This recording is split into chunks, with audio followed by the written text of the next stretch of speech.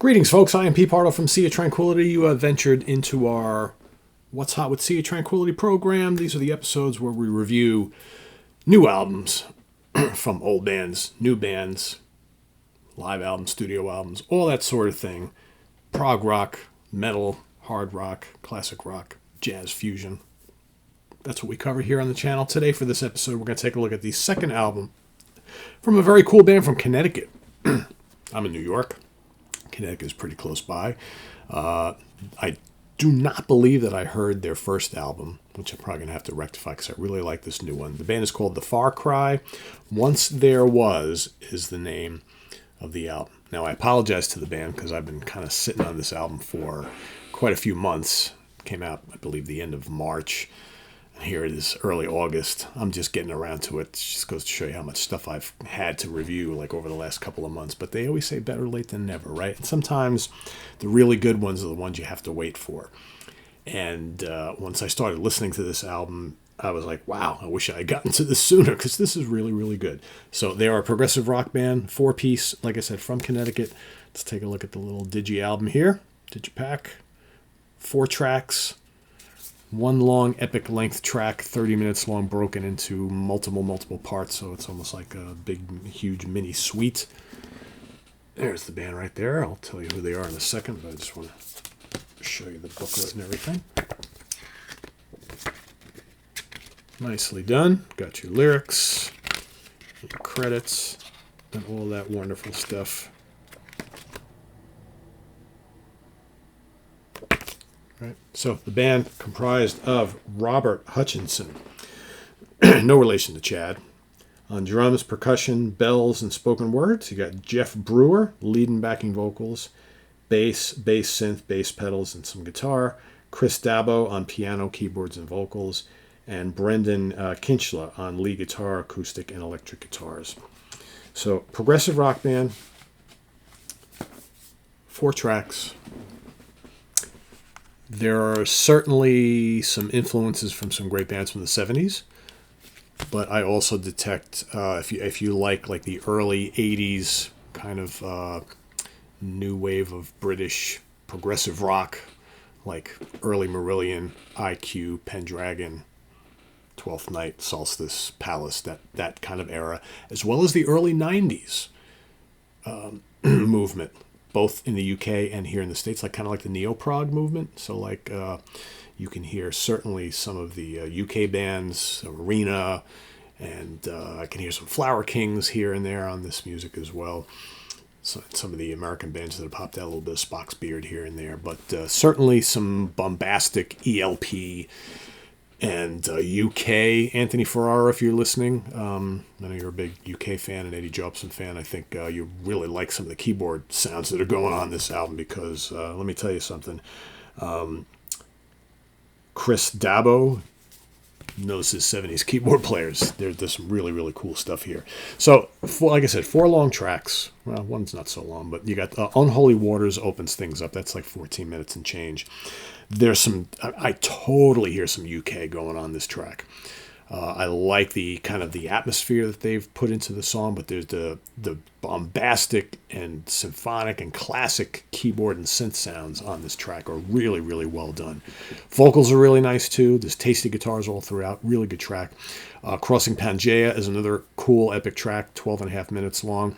Again, classic symphonic prog elements everywhere, but you hear that neo-prog sound, right? Like the Arena, the Pendragon, right? Classic Marillion.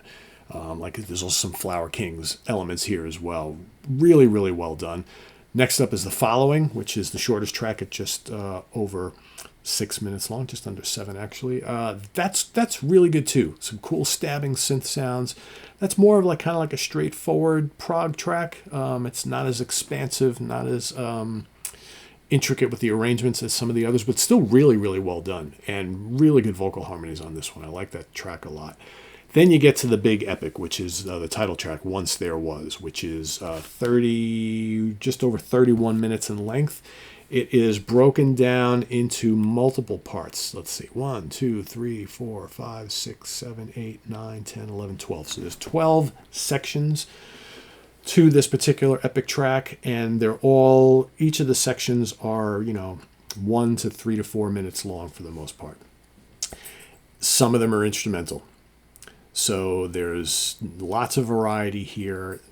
There's some parts that are just mind-blowingly good, like part number 8, the agitation, really sticks out, and that's instrumental. Man, there's some blazing guitar work in that, just so good. Some of the sections are a little more, a little mellower than others. Some are big and bombastic and symphonic. Some rock quite a bit. It's a really good track. And like I said, the 31 minutes goes by very quickly because they do a nice job of segueing from piece to piece all throughout this big epic movement. Really nicely done. I really like this album. You know, the first time I heard it, I was kind of thinking, I like it. There's some great keyboards and guitars and whatnot. And I remember initially I was thinking, the production's kind of like DIY type of thing. But then the more I listened to it, the more I was like, this actually sounds really good, and the playing totally captivates me. And it captures like those classic prog albums, and more specifically for me, I think it reminds me of some of the really cool underground prog of the like the late 70s and the 80s here in the States. Like think Cathedral and Yezda Urfa and bands like that, right? It's got that kind of production quality, which I find very charming. And then once I started really getting into this, I really started enjoying this. So yeah, this is a really good album. If you like classic symphonic and complex progressive rock, but with really good vocals and really nice arrangements and great playing across the board. I mean, I can't stress enough how great the keyboards are. Every band member is playing great on here. Like I said, vocally, guitars, bass, drums, everything's really good. But I keep coming back to those keyboard sounds, which again, if you love like Eddie Jolson and Keith Emerson and Rick Wakeman and that sort of thing, you're going to love this. Really good. So I'm going to give this a 4 out of 5 star. The Far Cry, Once There Was. Go check it out. I'm going to drop the link to the Bandcamp page down in the comments below, so you can go give this a listen and consider a purchase. I think if you're here in the States, I think the digital album is $10. The compact disc is $16. So well worth checking out. I think once you give this a listen, you'll really like this a lot. So it's a great prog journey. The Far Cry, Once There Was. Check it out. Visit us on the web at www.seatranquility.org. We're on Facebook, YouTube, and Instagram all the damn time. Please subscribe if you haven't already and click on that notification bell so you get alerted of all of our content as it posts. And please do hit the like button before you leave. Also down below, we got the links to our Ko-Fi page for channel donations, our merch page, our Cameo page, and the Sea of Tranquility membership options are all down there. Thanks in advance for all your support, folks. It's greatly appreciated, and we'll see you soon here with more stuff coming up on the channel. Should have some more reviews for you this week. I got the new Discipline on tap. We got the new John McLaughlin, The Fourth Dimension, live at Montreux Jazz Festival from 2022. Got the new release of an old gem from the underground, Boo Boo. Got new Joe Bonamassa. We got new Phantom Spell, very cool, kind of like pomp rock, kind of Stixy, Kansas type of thing. Very cool band. And a couple other things in here as well as some stuff that is coming in. So lots to come. I am Pete Pardo. Thanks for watching, everybody. Take care. Bye-bye.